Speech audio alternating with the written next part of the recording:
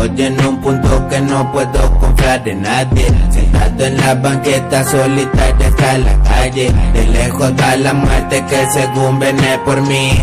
Me dice que aunque corra no voy a poderme ir.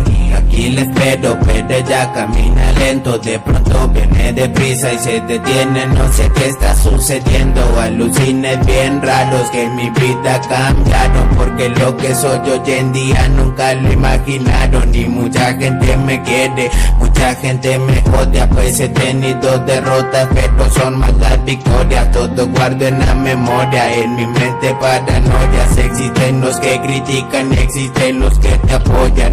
Pase lo que pase seguiré para adelante. Aunque sea dura la pelea no pienso bajar los guantes. Ver a mi hijo sonriendo vale más que 1000 diamantes. Aquí les dejo mi herencia el día que este gallo no cante. Estoy imaginando que todo es una aventura.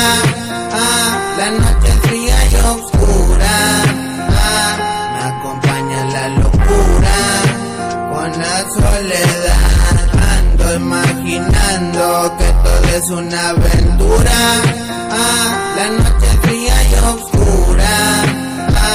Me acompaña la locura con la soledad. Cada que ando caminando voy pensando en el pasado. Muchas cosas ya cambiaron, sentimientos encontrados. La vida es como los dados y solo es cuestión de suerte. Tienes que estar pendiente porque por ahí está la muerte. Se siente la mala vibra de mucha gente frecuente. Dicen que soy un poco demente, pendiente.